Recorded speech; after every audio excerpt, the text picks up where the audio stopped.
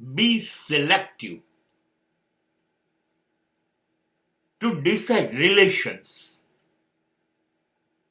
Be selective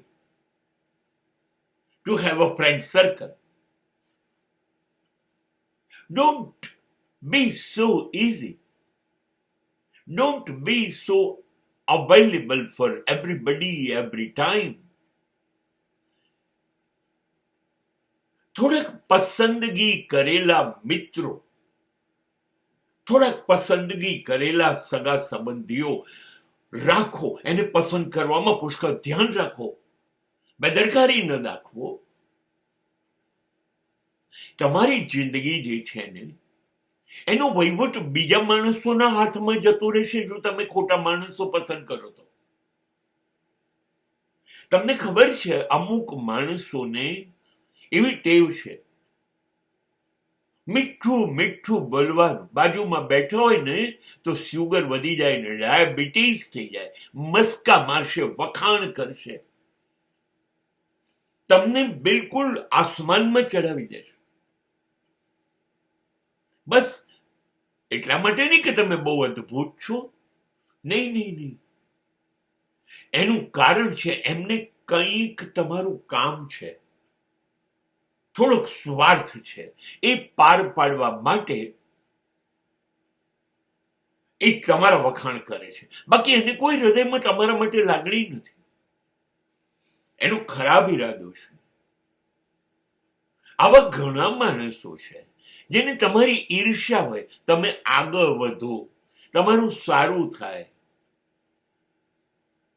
તો એને અંદર આગ લાગી હોય. આવા માણસો જોડે બેસશે પણ એવું તો કહેશે નહીં કે મને આગ લાગી છે, તમારું સારું થાય, મને નથી ગમતું. નહીં, એની ઈર્ષ્યા એ પણ તમને નડશે. આવા માણસો જે છે એને પસંદ કરતી વખતે ખાસ ધ્યાન રાખો. આનાથી તમારો વિકાસ સહન નહીં થાય. એ સતત એક જાતના સ્ટ્રેસમાં રહેશે કે કેવી રીતે તમને બદનામ કરીએ, બરબાદ કરીએ, તમારો વિકાસ રોકીએ, તમને કેવી રીતે પછાડીએ, પાછળ પાડી દઈએ. They are very eager to do all these things with you. જે ઈર્ષ્યા કરતા હોય, જે તમારી પીઠ પાછળ રમતો રમતા હોય, તમને છેતરતા હોય, તમને મસ્કા મારતા હોય, આપણે માણસો એ તમારી એક સુંદર જિંદગીને નર્ક બનાવી દેશે. માટે દરેક જણની એક લિમિટ નક્કી કરી દો કે કોને કેટલે સુધી આવવા દેવું મારા જીવનમાં.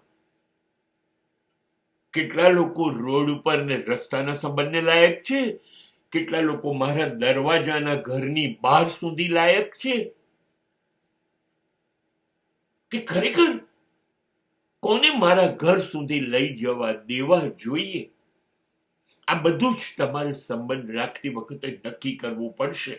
નહીતર તમારી રોજિંદી જિંદગીમાં દખલ વધી જશે, સ્ટ્રેસ વધી જશે, તમારી શાંતિ દૂર થઈ જશે.